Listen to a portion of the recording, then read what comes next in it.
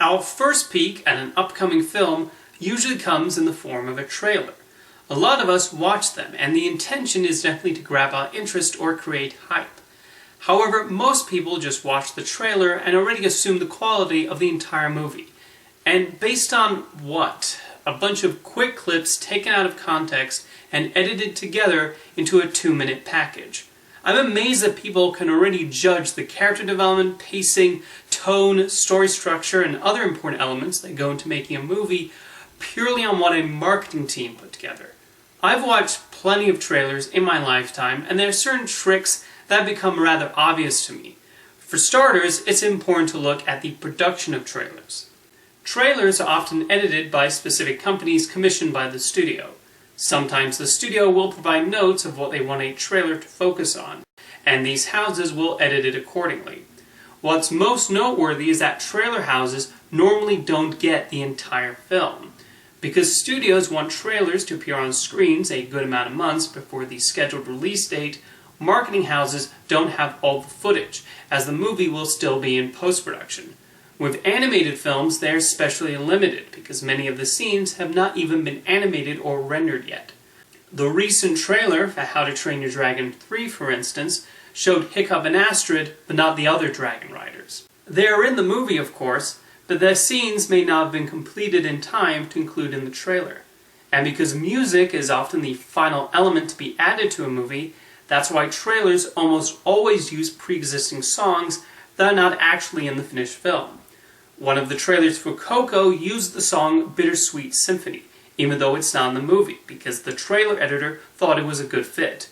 You'll even hear scores borrowed from other movies. The main themes from Beetlejuice, The Shawshank Redemption, and Stargate have found popular usage in trailers over the years. The most famous example of this is probably the theme from Requiem for a Dream, used to pump up the epicness of the Two Towers trailer. You will also see scenes that are not even in the finished film, because the filmmakers decide to leave them on the cutting room floor, or there are reshoots. Rogue One, a Star Wars story, was an infamous case, where the third act was drastically changed, and the trailer shows characters in locations and doing things not in the movie. Then there was the curious case of Thor Ragnarok. When you watch the trailer, the pivotal scene where Thor's hammer is destroyed was set in an alley. But in the movie, this was changed to a cliffside. Probably the trickiest trailers to edit are for comedies. Comedy is, after all, based on timing, and directors will stage and edit scenes in a specific way to get the proper laugh from the audience.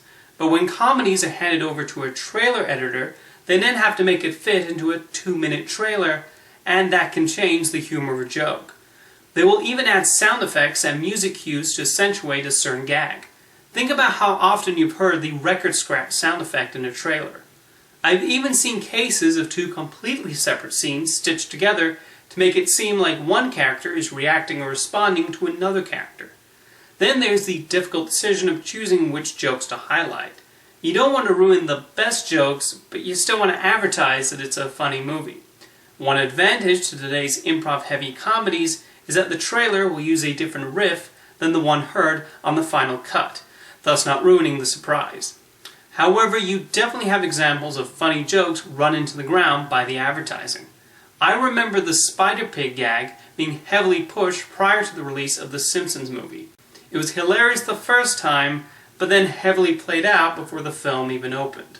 Sometimes the jokes are just difficult to highlight in a trailer because they only make sense in context.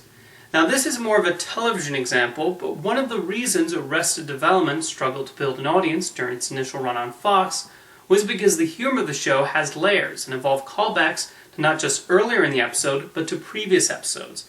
Arrested Development is not really a series that lends itself to 30-second television spots, because you need to watch the series to understand the jokes.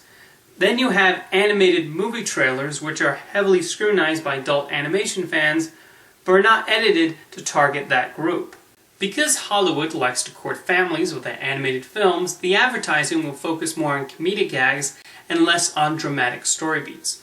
So trailers will heavily emphasize these sillier moments of an animated film because, hey, that's what grabs the children's attention. Look at Frozen.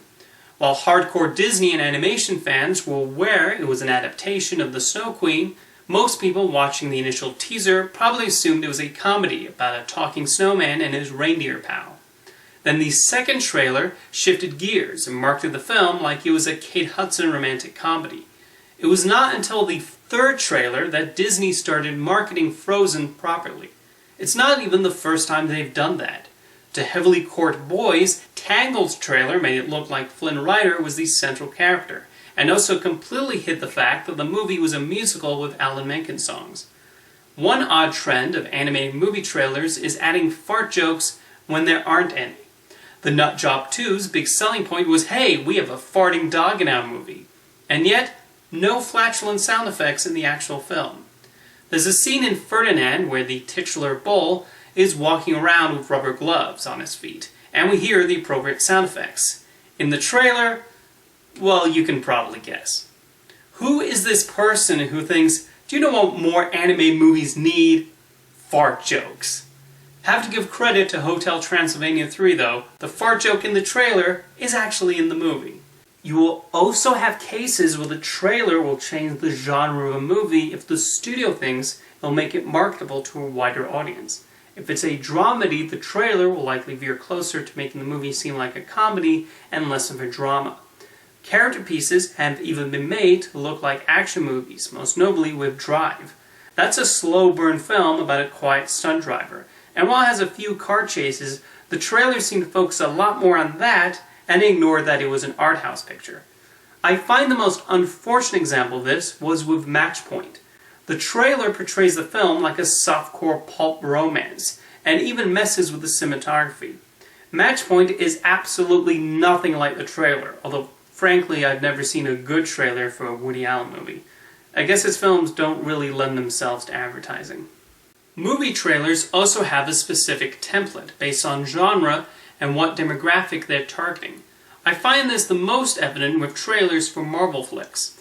If you watch a series of them in a row, you might notice the structure tends to repeat itself. Hero or heroes are introduced usually with one of the characters providing ominous narration, Marvel logo, then villain is established, montage of various action scenes edited to the beat of the music, title is shown, funny little scene. But hey, the MCU makes billions of dollars, so they're obviously doing something right. Comedies, romances, horror films, and other sorts of action films also follow specific patterns when mounting trailers. There are also the dreaded spoilers that come from watching trailers. Part of the reason this occurs is because when they focus group trailers, the people polled want to see more characters, more story, more action. We've even seen directors warn people not to watch the trailers for their films because of spoiler reasons.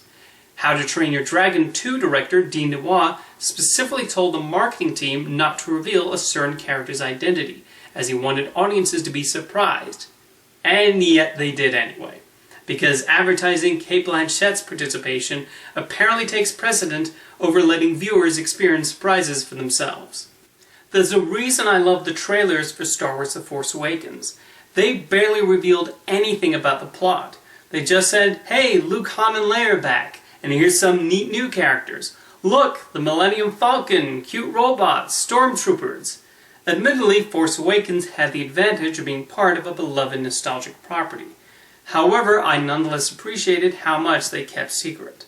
Ultimately, I like trailers because they offer us quick looks at films coming on the horizon, but they are not a replacement for watching the entire film from beginning to end. Watching a trailer does not mean you've seen the entire movie. Scenes are purposely taken out of context, juggled around, given new lines and music and sound effects cues. You don't get to experience the thematic power, the comedic timing, the character growth, and everything that comes into piecing together a work of cinematic art. It does not matter if it's a trailer for a lowbrow Adam Sandler comedy or an historical drama with Oscar potential. Watch the entire movie first and then judge whether the filmmaker succeeded or not. See you next time.